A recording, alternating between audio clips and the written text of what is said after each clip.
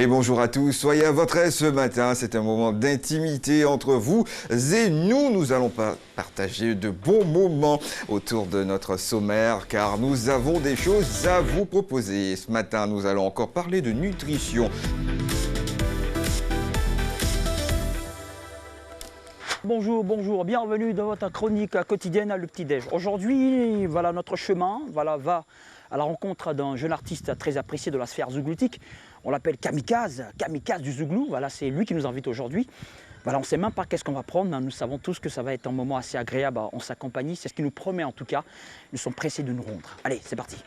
Bonjour, Mr. Kamikaze. Oh, quoi de... Oh, quoi Waouh. Bonjour à Côte d'Ivoire. Bonjour à tous les fans. D'accord. En tout cas, merci beaucoup. Ouais. Bon, on va s'asseoir déjà. Hein, on va s'asseoir déjà. D'accord.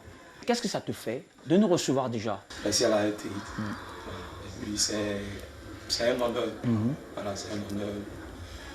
Vu qu'on n'aime pas trop, voilà, vu qu'on n'est pas trop sur. On passe pas trop sur les chaînes à cause du programme qui est un peu chargé. Aujourd'hui, c'est un honneur, non seulement pour nous, mais aussi pour tous les fans qui cherchaient depuis lors à voir l'image. Pour ceux qui n'ont pas l'image de Kamikaze, c'est bien un honneur. Et puis c'est rien que merci. Voilà. En tout cas, merci. Vous avez vu, c'est le trophée qu'il a remporté en 2020 au Prix MUD. Voilà, c'est Révélation Artiste Groupe Zouglou. Voilà, c'est le meilleur, voilà, en Côte d'Ivoire. Donc vous voyez que c'est pas n'importe qui comme le dit à l'Ivoirienne. Félicitations encore pour ton trophée. Merci. C'est très lourd, les gars. Wow, vraiment. Enfin bref, on va se mettre au milieu de ça. D'accord. Alors parlons maintenant de ce pourquoi nous sommes là. Comme nous sommes là pour le petit déjeuner. Effectivement. Comment ça se passe? Ouais, bon, moi j'ai mon quotidien quand je suis à la maison. Le jeu ne bouge pas. Je me réveille et mon petit ghetto. Voilà. D'accord. Je prends mon plagali, tout le monde sait. Voilà. Plagali. En tout cas, c'est assez particulier. Hein. C'est vrai, ça l'aide bien aussi de manger ici, mais on découvre en même temps chez notre gars, Kamikaze. Donc, il va nous envoyer dans son petit ghetto, entre guillemets. Entendez par là l'endroit où il se restaure. Hein, où il mange à son placali. Question de nous partager son énergie du matin. Et afin que vous puissiez aussi bien vous réveiller depuis chez vous là-bas. Frère, c'est toi le chef. Non, tu suis. D'accord.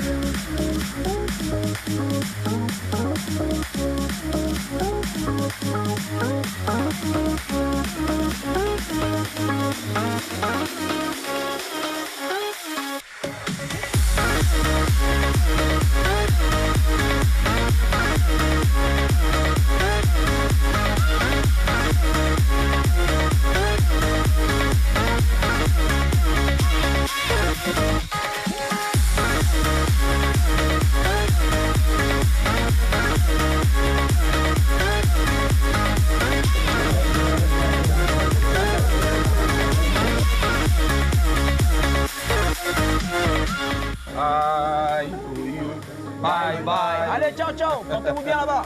Ah, bon appétit, hein, surtout. Bonne journée.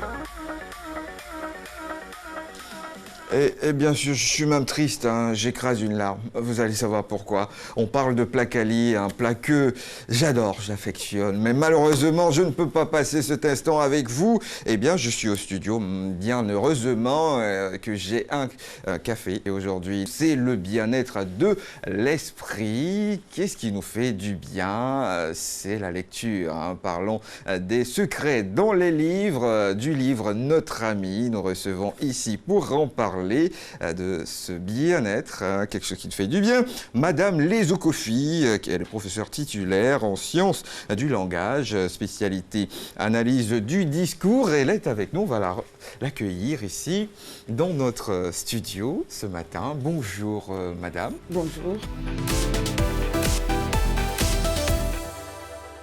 Bonjour Madame Lezo Kofi. Bonjour monsieur. Nous sommes contents de vous recevoir ce matin. Moi aussi. On entend souvent les livres, on parle de livres. D'abord, c'est quoi un livre ou c'est quoi pratiquer la lecture, cette discipline? Alors, un livre, c'est un objet. C'est un objet qui recèle des trésors de connaissances. c'est un instrument, c'est un outil didactique pour apprendre, pour ouvrir son esprit. Mais l'activité de lecture est beaucoup plus complexe. L'activité de lecture, c'est une activité qui consiste à faire le lien entre des caractères, donc entre des graphèmes, des signes écrits et des signes linguistiques, et pas que. Parce que l'activité de lecture ne concerne pas que des livres.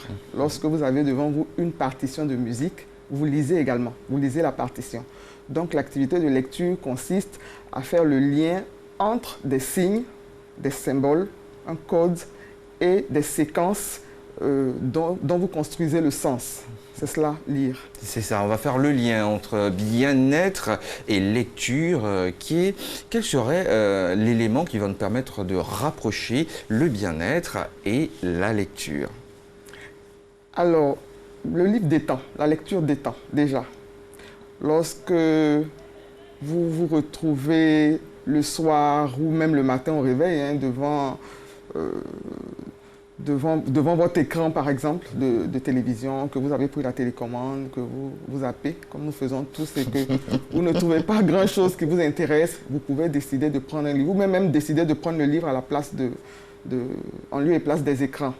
Donc, la lecture est une activité d'évasion, de détente, avant d'être une activité d'apprentissage.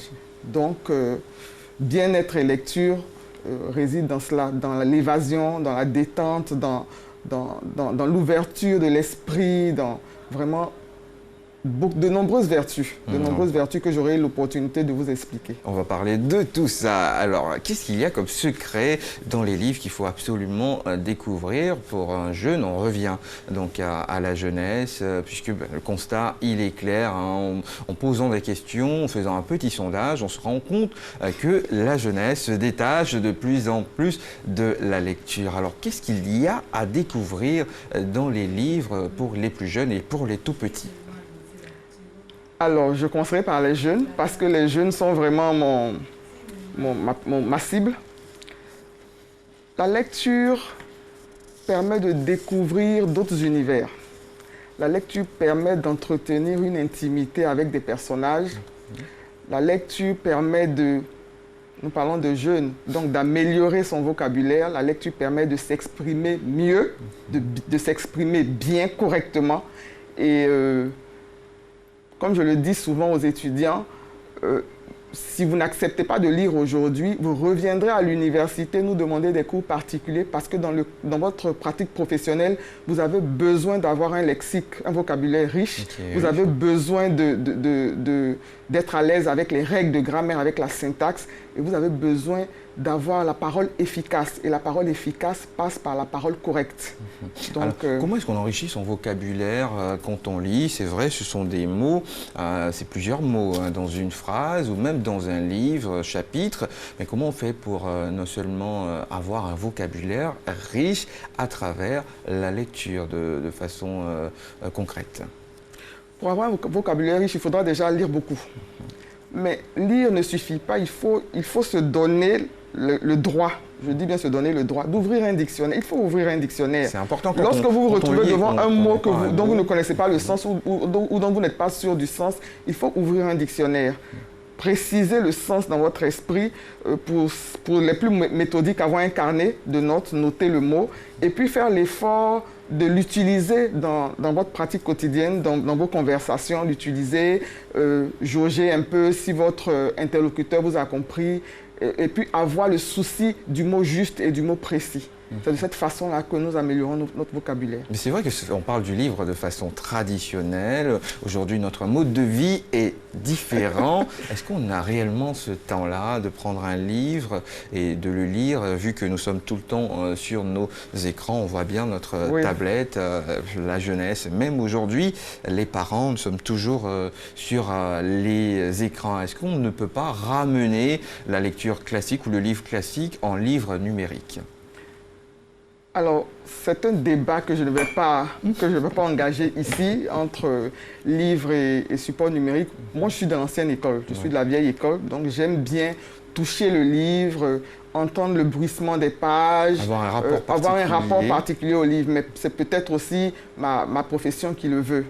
Mais justement, si nos jeunes aujourd'hui sont beaucoup plus attirés par les écrans, il y a également des supports numériques pour la lecture. Il y a des plateformes comme des bibliothèques en ligne, il y a également des librairies où on peut acheter des livres numériques. Donc on n'a pas d'excuses, parce qu'il y a aujourd'hui les écrans, on n'a pas d'excuses pour éviter de lire. On va parler de vous, de votre expérience avec le livre. Concrètement, je pense que ça peut vous inspirer chez vous ce matin. Qu'est-ce que le livre vous a apporté, vous a permis de découvrir, qui a été, je vais dire, un déclic dans votre vie? Alors, je ne sais pas si mon témoignage sera inspirant, parce que moi, j'ai la chance d'avoir un parent enseignant. Mon père est enseignant et il est professeur de lettres, de littérature africaine. Et le livre faisait partie de notre vie à la maison. Donc, lors des anniversaires, lors des fêtes de Noël, pour célébrer un quelconque événement, vous aviez un cadeau, n'importe lequel, mais vous aviez aussi le livre. Oui, vous aviez un livre. Donc, notre rapport au livre, mon rapport au livre est un rapport de plaisir. C'est un rapport de plaisir. Je raconte souvent que pour me faire lire, parce que les choses ne viennent pas automatiquement, il m'a d'abord abonné à des bandes dessinées.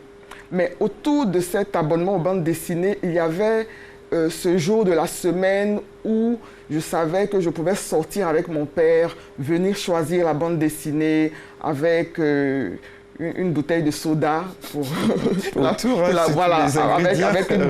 avec une bouteille de soda. Donc c'était vraiment un ensemble d'activités, mais surtout une intimité avec mon père. Les choses ont commencé de cette façon-là. Et puis, lorsque vous alliez en vacances quelque part, chez des amis, lorsque vous voyagez, il avait toujours ce petit carnet qu'il appelait le carnet de voyage. D'accord, qu'on devait écrire. Oui, je devais raconter. Absolument. Chaque journée, il me disait tous les soirs, tu racontes ta journée. Est-ce que c'était pas ennuyeux? Si, j'en parle aujourd'hui avec beaucoup de plaisir aujourd'hui, parce que je vois tout le bien que cela m'a apporté, mais à l'époque, c'est vrai que j'aurais voulu faire comme mes amis, rester, discuter, me séparer un peu du stylo, me séparer un peu du cahier, parce que j'étais quand même en vacances. Mais ce sont des petites astuces qu'il a trouvées pour me faire lire. Et puis, il y avait aussi les personnages alors, à l'époque, c'était le film de 19h. Je ne connais plus le nom de la rubrique, mais à 19h, il y avait le film des enfants. Oui. Donc, ces personnages-là étaient souvent racontés dans des livres. Oui, par exemple, dans les dessins animés. Voilà, des dessins animés. Je sais que le personnage de Candy Candy, par exemple, Candy Candy, c'est un personnage que les moins de 20 ans ne peuvent pas connaître. Mais en tout cas, Candy Candy existait dans la collection qu'on appelait la bibliothèque rose. D'accord. Donc, j'avais le sentiment de continuer à regarder ma série à travers les livres. Parce qu'on voulait tout découvrir. Tout découvrir. Et puis c'était amusant de faire la comparaison entre ce qui avait été dit dans l'épisode et puis ce qui n'apparaissait pas dans le livre et vice-versa. C'était plaisant de dire à ses amis, ah, moi j'ai le livre de Candy Candy, donc dans le livre ils ont dit ceci, elle a fait cela, que vous n'avez pas vu à la télé. C'était plaisant de le dire. On parle du mode d'emploi, c'est un exemple de ce qu'il a fait votre père. Il y a des parents qui disent « Ah mais tu n'aimes pas lire, il faut le lire », alors qu'il faut prendre le temps de transmettre soi-même le goût de la lecture à l'enfant. Que faut-il faire? On va le redire encore aux parents face à l'écran aujourd'hui. Transmettre le goût de la lecture aux enfants. Là, quand même, quand je réponds, je me rends tout de suite compte que je parle d'une catégorie de personnes. Oui. Donc, de cadres ou de personnes qui savent tout le bien que la lecture peut apporter à leur enfant. Donc, déjà, créer un environnement propice à la lecture. Parce qu'on a ce réflexe-là de la télécommande tout de suite, prendre la télécommande, mettre la télévision en marche, mais à la limite, si on n'a rien à regarder, pas besoin d'allumer la télé. C'est la première chose. Ensuite, que les enfants nous voient lire. Déjà, peut-être par mimétisme, on voit papa et maman lire. Ils imitent beaucoup les enfants. On voit papa et maman lire, on comprend que c'est une activité qui est importante. Parce que une chose est de dire à un enfant, le livre est très important, il faut lire, il faut que tu lises. La lecture te fera du bien. Et que l'enfant ne vous voit jamais avec un livre dans les mains. Il se dit, ben, c'est une punition. Voilà. Et puis, alors, les parents ont cette fâcheuse habitude-là d'associer le livre à la punition, justement. Cette année, les moyennes ne sont pas bonnes, donc à Noël, vous n'aurez que des livres. Voilà, c'est pas bon. Négatif. Voilà, c'est négatif. Le rapport au livre est un rapport de contrainte, de punition, et ce n'est pas intéressant. Donc, il faut vraiment faire du livre un instrument de plaisir, d'apprentissage, de plaisir, et puis partager les lectures avec vos enfants. Vous avez offert un livre, vous vous intéressez au contenu. Qu'est-ce qu'il a retenu? Qu'est-ce qu'il pense des personnages? Qu'est-ce qu'il pense de l'histoire? Qu'est-ce qu'il aurait fait à la place du personnage? Vraiment, engager une discussion autour du livre que vous avez offert, parce que l'acte d'offrir, donc de donner, n'est pas suffisant en soi. Il faut s'intéresser à ce que l'enfant a retenu comme enseignement. Il faut même s'intéresser à, comment dire, à son approche. Est-ce qu'il a effectivement lu le livre? Parce qu'on peut recevoir un livre puis le poser. Hein. Je me rappelle bien du comportement qu'on avait. C'est vrai qu'on avait des livres au programme, mais on ne lisait que ce livre pour faire plaisir aux professeurs, parce qu'on savait qu'on aurait des devoirs, ce qui étaient des comportements, je vais dire, dus à l'âge. Mais aujourd'hui, on comprend mieux que les livres nous aident à comprendre, puisqu'il y a toujours une morale derrière. On parle de bien-être de l'esprit. Des livres arrivent à nous débloquer l'esprit. Ça enlève le verrou sur pas mal de choses. Parlons de lecture et de l'émancipation de l'esprit. Quel est le livre de développement personnel qui vous a le plus attiré et vous a permis de lever un verrou?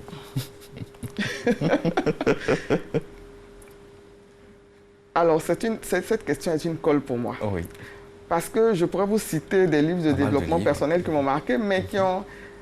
Quand vous parlez d'un verrou qui saute, là je réfléchis. Et la réflexion risque de nous prendre du temps. Mais pour revenir à un livre qui m'a marqué, tout de suite je dirais Femme noire, femme de pouvoir. Femme noire, femme de pouvoir. Qu'est-ce que vous avez appris dans ce livre? Alors, Femme noire, femme de pouvoir, c'est une étude sur la condition des femmes noires, des femmes afro-américaines. Donc cette dame-là, l'auteur a observé son environnement, elle a mené des enquêtes, elle s'est appuyée sur des statistiques pour, disons, motiver les femmes. D'abord, identifier les problèmes qui empêchent l'autonomie, le développement de la femme noire, la femme afro-américaine, et essayer de proposer des solutions. Par exemple, il y a une section qui m'a particulièrement marquée.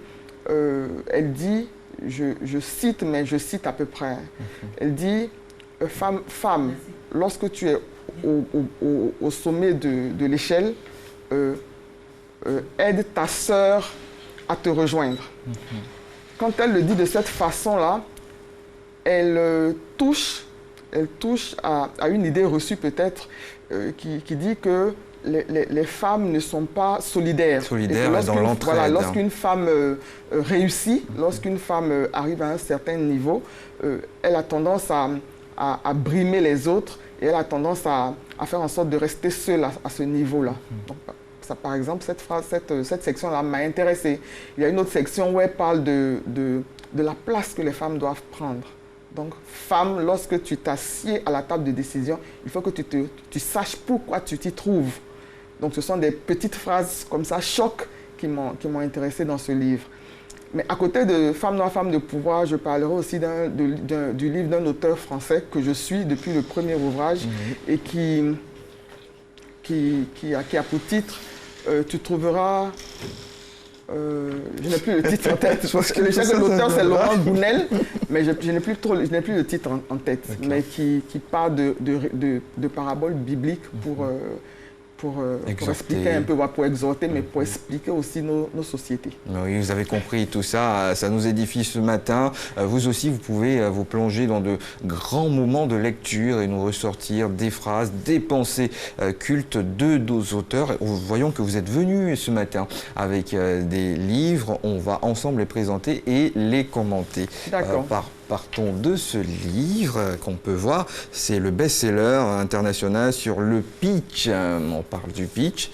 Il y a des choses qui nous intéressent, qu'on a envie de lire et de comprendre. Certes, nous avons des notions, mais dans les livres, nous avons les détails. Et c'est toujours aussi la méthode qu'il y a dans le livre. On part d'une généralité, on explique la problématique. Et est-ce que ça arrive à nous convaincre quand on lit tout ça? Oui, si les mots sont bien choisis, si le livre développe une problématique qui correspond à votre besoin du moment, vous serez convaincu. En tout cas, si vous y trouvez votre bonheur. Mais j'ai choisi ces livres-là pour plusieurs raisons. Par exemple, celui que vous avez dans les mains, l'art du pitch. Voilà, trouvez l'accroche, soyez convaincant et réussissez votre deal.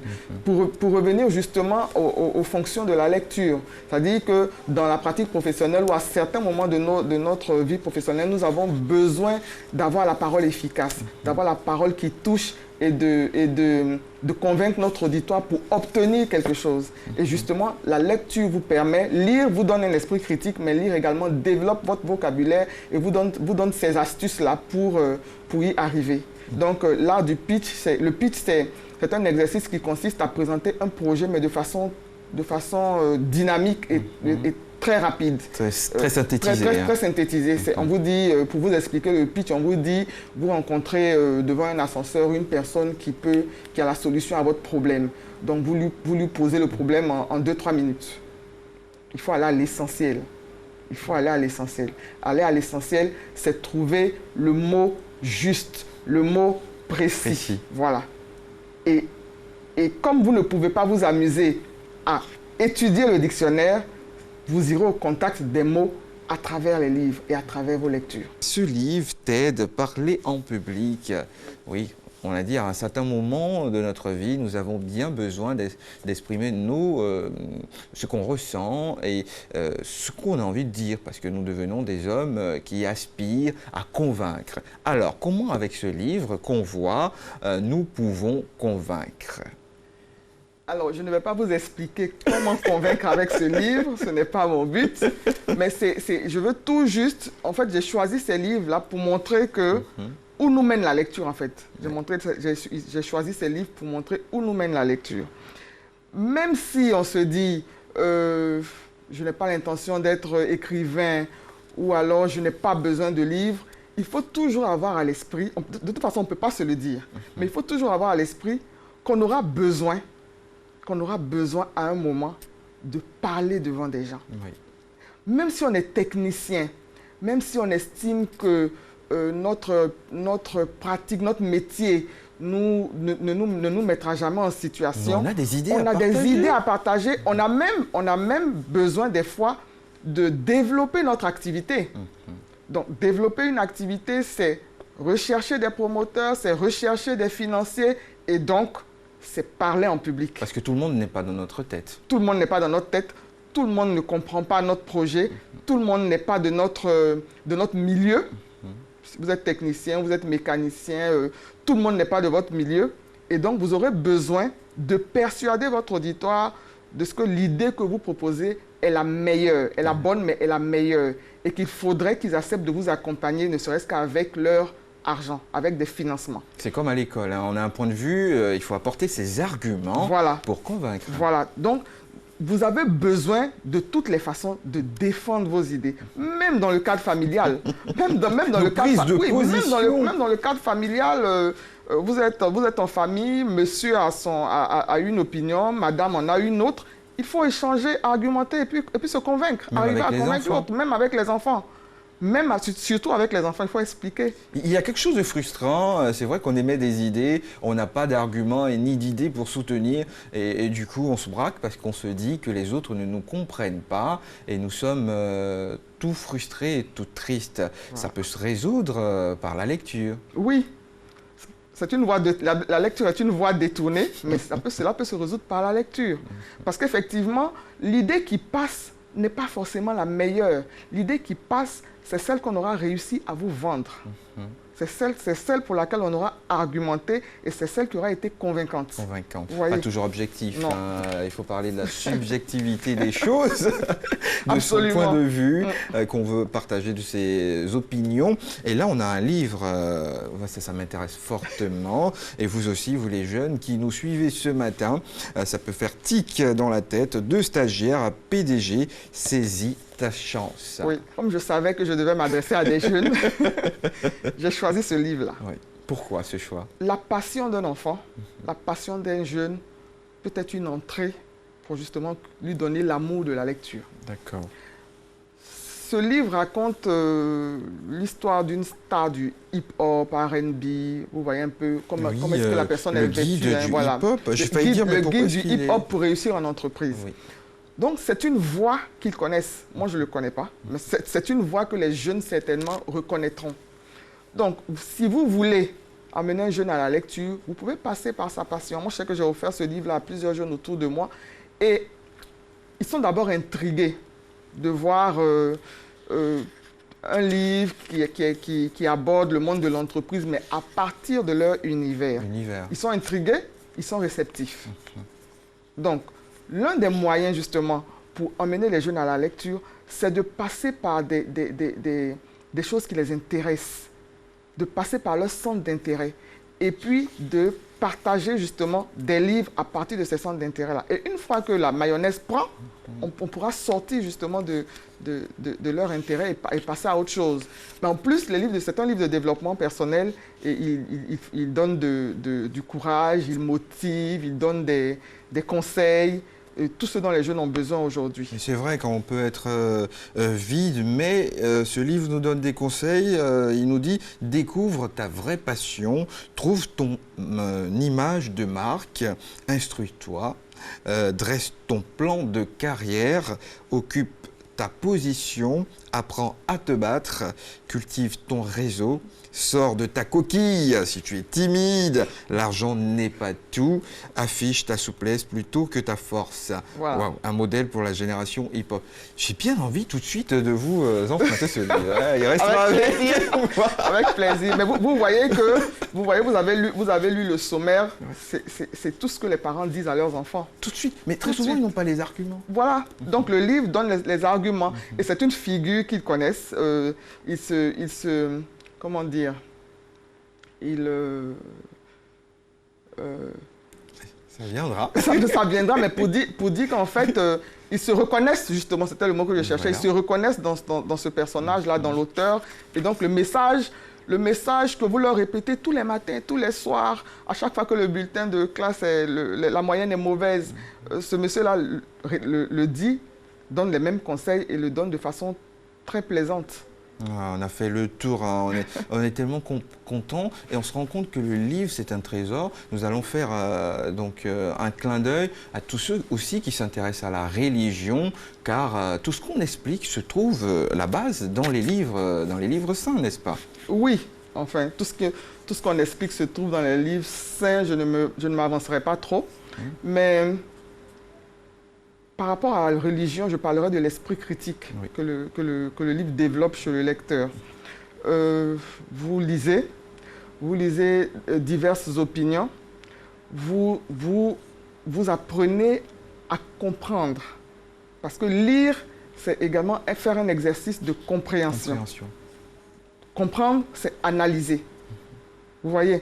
Donc, par rapport aux livres saints et par rapport aux religions, vous n'êtes pas dans la posture de celui qui gobe, qui reçoit tout, qui reçoit tout sans analyser. Vous êtes capable de recevoir le message, de prendre ce qui vous convient et puis de vous dire que quand même celui qui me parle, c'est aussi un être humain et que c'est un message qui lui vient des livres saints, mais c'est également une opinion. C'est une lecture des livres saints.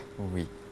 Et donc, j'ai moi aussi ma lecture. Je peux confronter les deux lectures et puis me faire mon opinion. Oui, ça c'est bien dit. Donc, c'est vraiment l'esprit critique des livres, quoi. Des livres. Voilà. Ça nous fait du bien d'avoir pu vous expliquer tout ça. Merci à vous, professeur Lizou Kofi, d'être passé ici dans la matinale. C'est la fin de cette émission. Portez-vous bien. Au revoir, à demain.